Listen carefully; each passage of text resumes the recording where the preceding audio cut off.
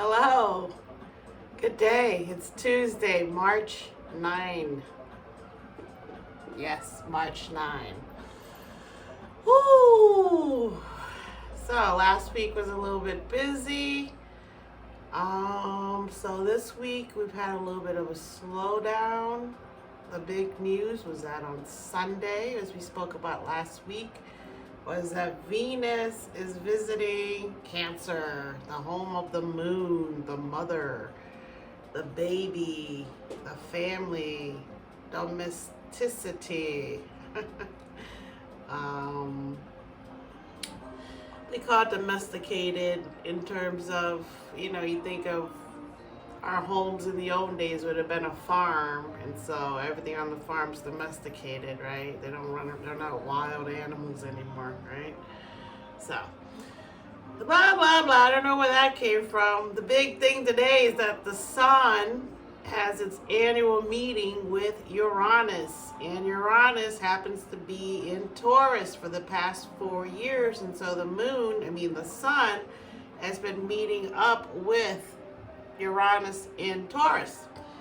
And a lot of times when that happens, there's been earthquakes, severe weather. Hopefully nothing today. It's very warm here. We've had some severe weather move through Illinois. It's been a little bit crazy, I have to say. But we're all good. We're all safe and happy. So when the sun meets up with Uranus, and wherever the sun is the focus that we're all on. So right now the sun's in Taurus, so we're focused in on Venus and her values and what we want and need to be happy and what it is we work to attain, what our values are, right? And so with Uranus here, the sun and Uranus are going to be innovating something today. As you can see with Uranus in Taurus so far, we've had AI discussions, and now AI is here with Pluto moving into Aquarius, and Pluto's asleep. So while Pluto went to sleep last Monday, we've been given a chance to review some information that affects all of us wherever Pluto may land, which is Scorpio. And since then, we've seen new AI, AI chat, people falling in love with AI chat. Their avatar that they make, they fall in love with them. And that's very interesting. If you haven't seen the movie Her, we got Queen Phoenix, I believe is his last name. Queen, yeah. Her, H period, E period, R period, Her. He falls in love with the AI, and you can see how it could happen nowadays, the way COVID came in and really kind of opened our eyes to the fact that if we want to travel into space, if we want to keep going down this path that we're going to be living in little modules by ourselves, like a studio apartment. And we're going to get lonely. People are going to be unable to communicate in a empathetic manner. So with Venus moving into Cancer on Sunday, Venus is here to say, hey, love and liking each other and touching and hugging, all that stuff still matters, and it matters even more as AI become prominent and computers and us talking like this through Zoom. Venus is here to remind us that getting outside and walking barefoot is still a great pleasure. Seeing the aurora borealis up in the sky is still a great pleasure. So there's still simple things that can still make us happy and almost needed more than anything else is the simple senses being activated, right? The senses of being touch, smell, hearing, seeing, and tasting. So Taurus is all about these five senses, and Venus uh, moving into Cancer is also about touch and love and hugs. And the mom is the first person usually to provide us with this type of love and nurturing that we so desperately need, because we can't survive without it, right? And that has been linked to a lot of mental illness, especially leading to becoming a serial murderer for men, is when they're young and they're babies, they don't get touched, loved enough. They don't get to feel the human skin on skin. When you're nursing your baby, the skin is on skin, and it's the first thing the baby gets is the nurse when they come out of your body. And that instant feeling is what all humans need and thrive off of. And Venus in Cancer is here to remind us of the mother and how much we need love to survive. We need our dads too, but it's a different type of thing, right? We need daddies to feel that there is someone else besides mommy that is going to be there for us. So Venus is now in Cancer on Sunday, and it's going to be here, I believe, until June 5th for about 4 weeks. And then Venus will be moving into Leo until October, and starting in June. So maybe June, July, August, September, October, almost 5.5 months or so. So right now with Venus in Cancer, with Mars here, Mars again is not super happy here, but Venus has come along to console him a little bit, give him a little attention so he's okay, but he's getting ready to move on into Leo also. And so this little time period of these next 4 weeks or so, it's a great time to really enjoy the abundance of the earth as it starts to bloom, and the rain is also providing all kinds of food for our plants, which again is the basic, simple things of life. Is that a seed will grow, a root, and become a plant that we need to give us oxygen and food. And we have a symbiotic relationship with plants. They give us carbon dioxide. We give them carbon dioxide, they give us oxygen. So we really need to embrace this little period of time where we're allowed to enjoy the simple things of life before things get complicated again. So right now, the moon today is in, I believe, Capricorn. And the moon in Capricorn, again, is not super happy to be in Capricorn, because the moon doesn't really want to be restricted. The moon moves around every 1 or 2 days. And emotionally, the moon doesn't want to have all these rules on it. So it's here, it's been here since yesterday, and you feel grounded emotionally to face all these things that are coming. And Venus and Mars is opposite the moon in Capricorn. And what does that mean?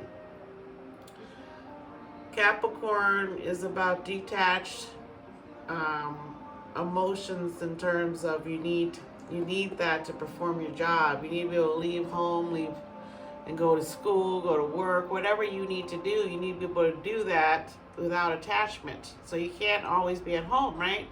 So Capricorn comes in here and lets you see that Venus and Mars, there's a lot of action going on in the home. And Mars also wants to go out and leave, but he can't yet. Maybe Mars is too, just can't leave the home yet. So Mars is there with Venus. And so the moon is over there in Capricorn, feeling very like a workaholic and loving being a workaholic.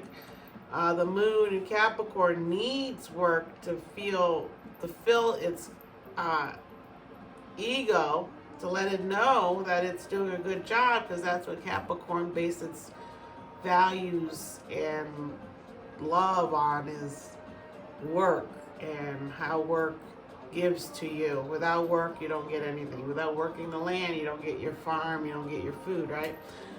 So this is a good dynamic in terms of when you're home, you're really appreciating being home. When you're working, you really appreciate working hard.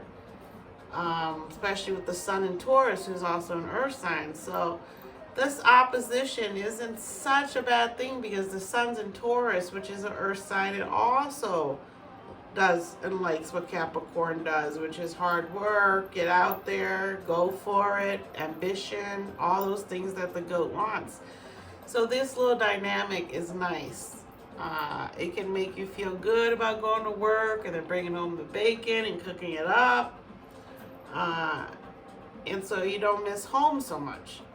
So for that reason, this is a great week for work and for making connections, and Venus is cushioning our hearts in terms of when we leave home. Venus is saying, I'll be here, I'm waiting for you, which is what Venus does. Venus likes to sit at home, decorate, play around, get dressed up, dance, act. Venus is about the arts and about love and all things that are sweet and cozy. And I personally love Venus.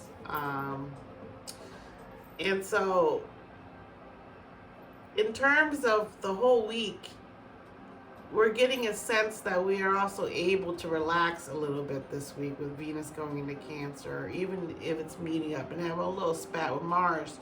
It's not a bad thing. It's more like a lover's quarrel, because Venus and Mars are lovers. So it's more like a spat that isn't long term. It's more push and pull dynamic with the moon in Capricorn. So it's all good. It's all very beautiful time to prepare for next week. Next week will be the 18th, and around the 20th, 21st, the 22nd, the Sun will be moving into Gemini, and there will be a change of moods in terms of where the Sun goes, we go. And Gemini is all about socializing. It's an air sign. It's not fixed, and it's not Earth. So it's not heavy feeling, you know, where you can't move around, because when you're in Taurus, you just want to kind of sit there, and you can tend to put weight on when you're in Taurus. So the Sun going to Gemini will get us kind of out there, more active, moving around, and then Mars is going to go into Leo, and then boom, boom, boom, boom, we're going to have all this energy. And also Mercury is waking up this week. That was the big news. I believe Mercury wakes up on Sunday. Don't quote me on that. But Mercury turns direct on the 14th. So the 14th will be Saturday. And Mercury, although it's waking up, or it's out of orbit from us to where we can start to see it again, it's going further away from us in orbit. So I found out from one of the astrologers that when Mercury is retrograde, or any planet is retrograde, it's in a position to where we can't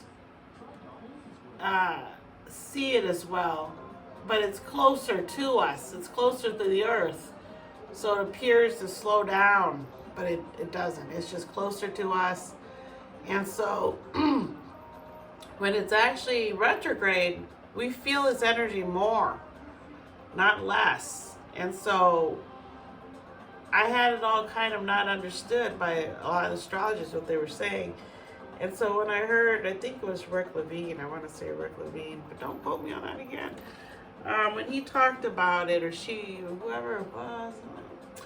Anyways, you feel it more, so it's more confusing because the energy is so powerful, so you feel confused. And so in that way, our body pushes it out, our minds push it out because it's too confusing. And so it's called a retrograde, because we decide as a species to ignore that feeling And over time, we call it a retrograde and say we don't feel it as much because that's the way it's been for a while. I was born with 3 or 4 planets retrograde, so that might be why I'm more in tune when the planets are not retrograde. And then when they are retrograde, I can feel it even more powerfully because I was born with that retrograde. So it's definitely a puzzle, the day you're born, the time you're born, the reason you're here. You're curious, if you're not curious, you know, whatever it is you're here to do, it's always interesting to look at your birth chart and see what's going on. So Mercury turns direct in Taurus at about 9:17 p.m. Central Time. Although it is direct, it doesn't catch up to where it first went retrograde, or nap, I would like to say, until June 1st. So even though our communications and everything is starting to work again, it's still slow. It's still not going to get there as quickly as you would like. People still may not quite be awake enough to understand you. Or you might not be awake enough to say what you're trying to say. It says here that this year's second Mercury retrograde began April 21st and lasted till May 14th. And its shadow period is going to last until May 31st. It's good for new long-term endeavors, new enterprises. It says that around these days, it's not the best day to start doing anything. You might want to wait a little bit, a couple of days. Also, confusion, because Mercury rules our lower mind, how we perceive and interpret information that we receive from our environment, how we relay that information to others. That's what I'm doing to you with the Virgo ascendant. I'm using the Mercury to relay information to you. But Virgo is a earth sign, Gemini is an air sign. All these areas of life are affected when Mercury is retrograde. Now, slowly but surely, information unclogs and we can move on.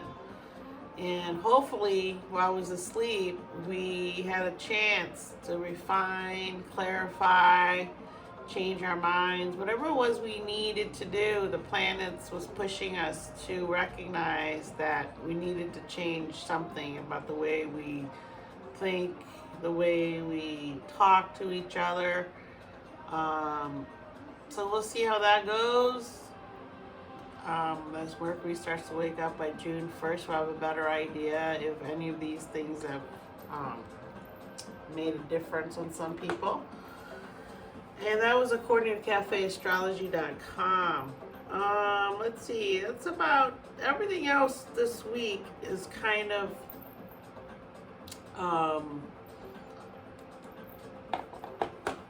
just moodiness and feeling our emotions with Venus going into Cancer. Everything is aligned towards that, because every time the moon moves, she will be aspecting Venus in some way, and our emotions are ruled by the moon, and Venus are the things we value and love, go hand in hand with the moon usually, how we feel about things.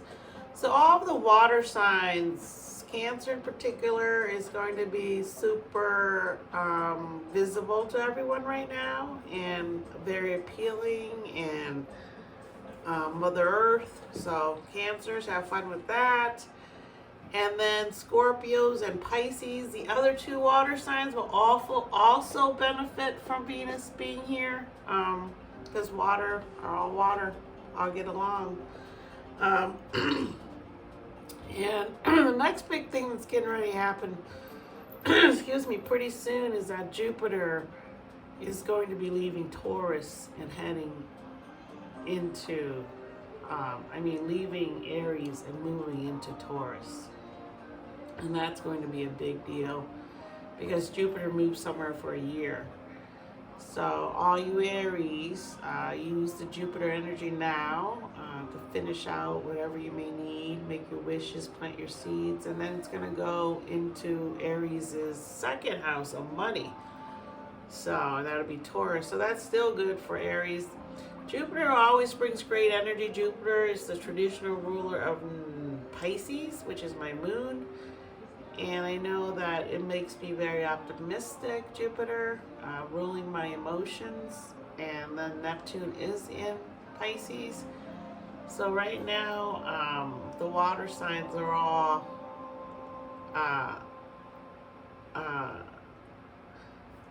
got the spotlight on them this year in particular because this is a water rabbit year. So the year of the rabbit is very gentle and sweet already, and then with the water it's extra sweet and gentle, and we need this calming balm for the next 4 weeks with Venus and Cancer as the world and people continue to harm each other, harm the earth,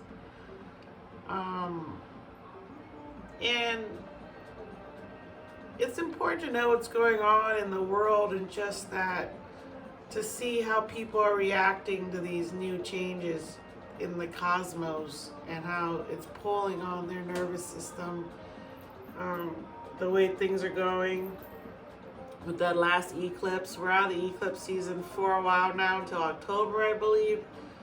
And then the next time there's an eclipse, the moon will have changed its node to Aries and Libra, which we got a taste of at the first new moon in Libra, beginning of March.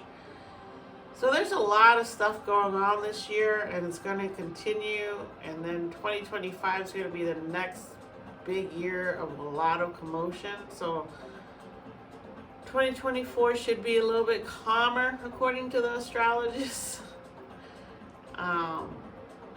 And 2024 is the year of the election in November, which is now getting heated up with all the candidates in America making their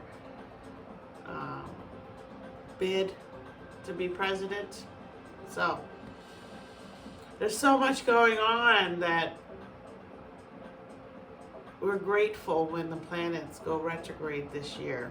It was a nice little time for my brain to kind of be learning and thinking about things here, this retrograde.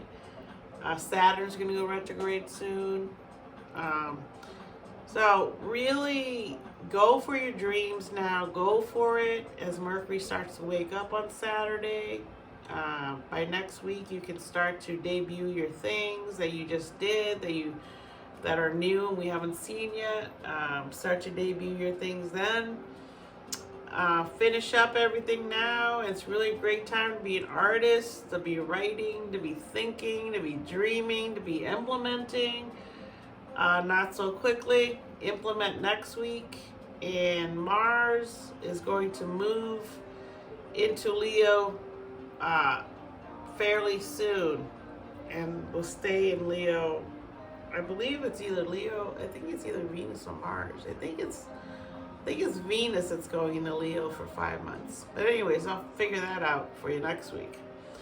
And I wanted to just say that you can find my podcast on Spotify for podcasters, or Spotify. You can watch or listen to it there at astropod_cast. And on YouTube, it's astropod_cast podcast vlog. Jody Shirami, Jody Boots on Twitter, Astropodcast on Instagram. If you like it, give me a thumbs up, give me a subscription, ding, one of those things, and I appreciate you. And I'll be here next week with some more information. And I have been listening to so many astrology reports that I have so much knowledge in my brain that I try to kind of coordinate what I'm going to tell you. So I hope you understand what I'm saying, and If you have questions, please ask. I'd love to talk to you. And to anyone out there that doesn't believe in astrology, just keep watching and listening, and you'll start to see how everything starts to match up if you pay attention to what's going on. Okay? I appreciate you. I think I've said everything I wanted to say. Venus is in Cancer this past Sunday. Mercury's waking up Saturday. The moon today's in Capricorn. The Sun and Uranus are meeting up today for their annual meeting. So expect something unexpected wherever Taurus is in your chart. And just see what happens, okay? I hope it's good luck, and I wish you well, and I will talk to you next week. Until then, peace. Oh, and don't forget to breathe, right? Let's do that real quick. 10 seconds, 20 seconds, ready? Six seconds breathing in through your nose, 4 seconds holding it in, releasing it for 6 seconds through your mouth, and then holding for 4 more seconds before you breathe back in. So we ready? Okay. I'm going to breathe everything out now. Ready? In.